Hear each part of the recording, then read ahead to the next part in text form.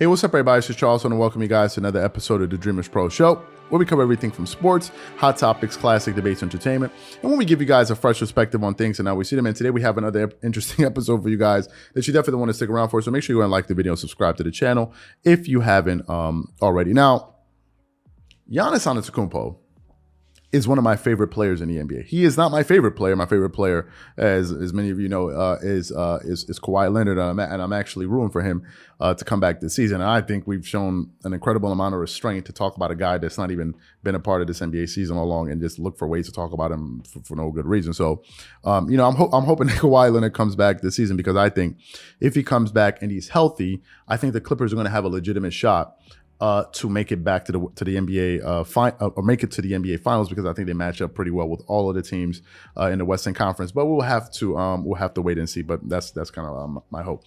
But given the fact that nevertheless, that Kawhi Leonard is my favorite player, I would be very happy to see Giannis Antetokounmpo win another NBA championship. I wouldn't mind if Giannis went on to win another championship this year. I would have absolutely no issues with it. Why? Number one, Giannis Antetokounmpo, number one, is a very hard worker. You don't need to go any further than just go look at his career stats and look at his trajectory and look at how he's improved over the course of his career, and look how long he's been able to maintain a level of excellence over the last 4, 5, 6, 7 seasons, right? This guy has gotten better every single year, and there's no way that you can't do that, that you could do that without being a hard worker. So that's number one. Number two, it seems to me that Giannis is totally obsessed about the process more than the results.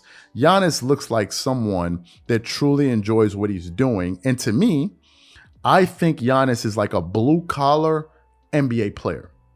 On some occasions, you wouldn't be able to tell if Giannis Antetokounmpo was a superstar on that team or the ninth man on the bench. Giannis is one of these guys that is willing to do the dirty work. And a lot of star players in the NBA simply are not. Whether or not they feel that maybe some of them feel that they're above it, they don't need to be playing defense and, getting into the passing lanes and really doing, the dirty work. Or maybe some of these guys are just not capable. Giannis is one of these guys that is willing to get his hands dirty, to do whatever it takes for his team to win. Whether that means cheerleading on the sideline, diving on the floor for loose balls, playing defense, rim rebounding. This guy does every single thing without complaining, to make sure that he gets the job done. And I've never heard any issues about any coaches complaining about Giannis and all of these different. He just seems to be that type of guy, and I think it's one of the things that a lot of people love about him, because most people are, normal, hardworking, blue collar people, and I think is a reason why Giannis resonates with so many people, not just in the United States, but all over the world, right? I think that's one of the reasons. And because I think he's a breath of fresh air. So I was recently listening to some comments that he made about a day or two ago about stat chasing. And he made some very poignant points that we want to point out. So before we go too far, we want to play his comments, and then we're going to come back and react to it and really impact this issue here. So take a listen to what Giannis had to say about stat chasing, and we're going to come back and react to it. Take a listen to that there. I feel like we don't talk much about you being in contention for the scoring champion. And I think that's because of you, because we know what you care about. You care about the team, you care about health, your priorities are otherwise. And I know that you wouldn't change your style of play, but do you track that at all? Is that one of the, not at all, not a little, you don't ask anybody, you don't look? No, he holds you back. Like he holds you back. I really believe in this. You don't get to your full potential when you worry about the wrong things, and I'm obsessed with basketball. I really want to be the best that I can be. And I've showed it times and times that I'm about that. I'm not about scoring champ. I can care less. I'm not about MVP. I can care less. I just want to be the best player that I can be, and whatever that takes me, I'm okay with that. So if I keep worrying about if I can win the scoring champ and who I've done it in the past and who I'm in cup, no. It takes me away from the goals that I really want to achieve. So but I know a lot of people follow it. I know probably my teammates follow it or my brother follow it, but I try to close my social media, throw all those distractions away, and just focus on how can I tomorrow, today, how can I get better? How can I how can I make free throws? How can I improve my jump shot? How can I be a better teammate? How can I be stronger, more explosive? How can I make good decisions? How can I enjoy the game? How can I focus on myself without being selfish? Just, focus on myself by making the good decision for myself and my teammates. How can I be in the moment and don't worry about the future? Like, those are the things that allow me to reach my full potential. And those are the things I worry about every single day, not scoring champ, MVPs, Boston that we just played. No, we got Detroit tomorrow. Now, what Giannis Antetokounmpo just said was extremely powerful, and I'm going to tell you why. He is essentially talking about two major key ingredients for success, in my personal opinion. I'm not saying this is the end all be all. This is just my personal opinion. I believe the first lesson there is this. When you constantly chase stats, you are more focused on individual success than team success. That's the result you get when you're transfixed on stats. That's one of the byproducts of it. And ultimately, your focus becomes, what can I do for me first? That's your number one priority, because you're thinking about yourself in a team environment, in a team concept. That's the first thing. It is essentially, in my personal opinion, the guy that goes out there to play basketball for themselves instead of for the team. And in my personal opinion, I think that is a bad thing. And I think that was what Giannis was pointing out without actually being that explicit. That's really what he was saying, right? It's essentially like the guy who works really, really hard to make a lot of money to buy maybe a nice car or a nice watch just to go post it on Instagram to get a reaction from people. You're not really doing it for the right reasons. You're doing it for, you want a certain reaction from people. And that's the wrong thing to be motivated by, in my personal opinion. And I think that that's what Giannis is talking about, because ultimately, when you garner all of these incredible individual accolades, it's really about you and what people are going to say about you.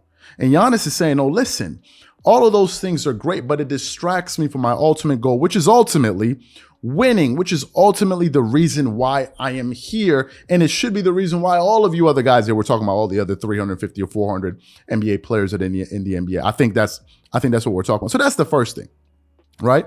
He's doing it for the wrong reasons. And I think for those guys out there that love to be show-offs, I think some of you guys need to be careful, because a lot of you guys draw a lot of attention to yourself, and it may be the wrong attention. So just be cool. Like, if you get your money, like, do your thing, but chill out, because you're going to bring a lot of eyeballs on you that you don't want. This is just a message. You don't have to listen to me, but we hear so many stories about it when taking it too far, when stunting too much takes it too far. So to me, I think a lot of people need to be careful about. Here's the second lesson. The second lesson, I think, is this.